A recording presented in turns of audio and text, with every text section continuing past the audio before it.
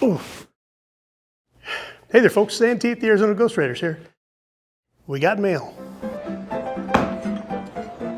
Hey, Santee, could you do a video on the gold rush in Alaska? Blackhawk 65589. The Alaskan gold rush. We can do that.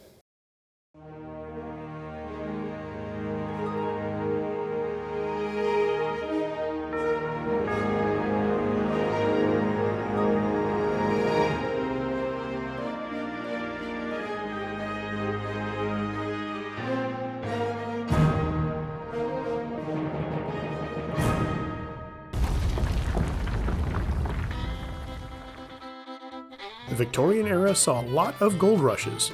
There was the big one in California in 1848, and 3 years later another one sprang up in Australia.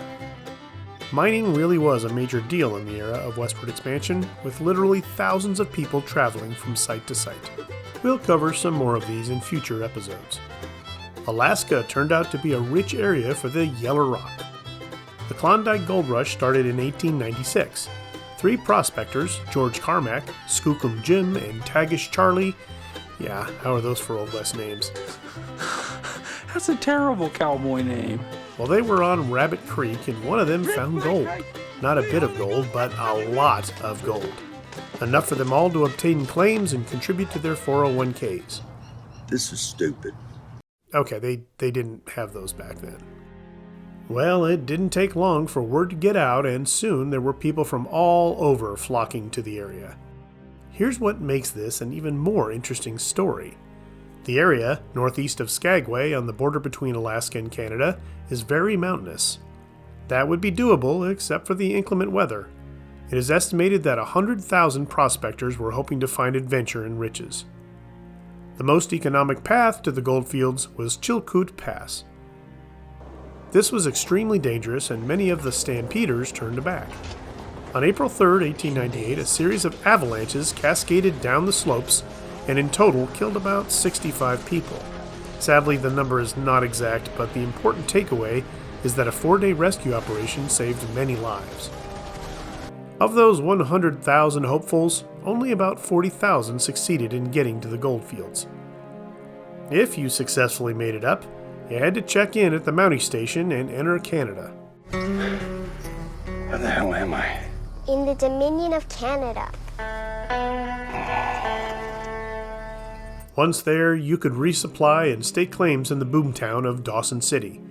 Like other mining towns, this one had its share of opportunists and conmen, and the camp experienced the usual violence surrounding alcohol and weapons.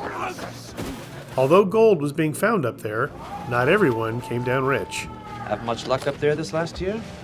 Seems more folks coming back pockets empty than full of gold. By 1899 it was pretty much over, but the town remains today and people still seek gold in the area. Famous author Jack London was there for it. It inspired 2 books, including White Fang and The Call of the Wild, which have been made into a few films. Here's a fun tidbit.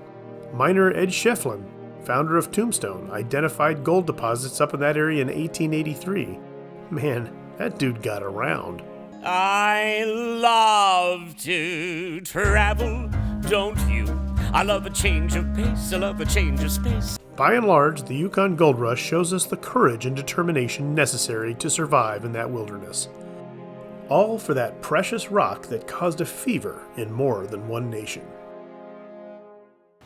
Well, folks, that's it for another episode. I want to thank Shelton Hawthorne of Hawthorne's Hat Tricks for making this wonderful new hat he sent me last week.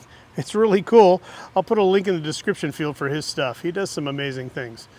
All right, as always, please like, share, and subscribe, and we'll see you on down the trail. Get off of our claim.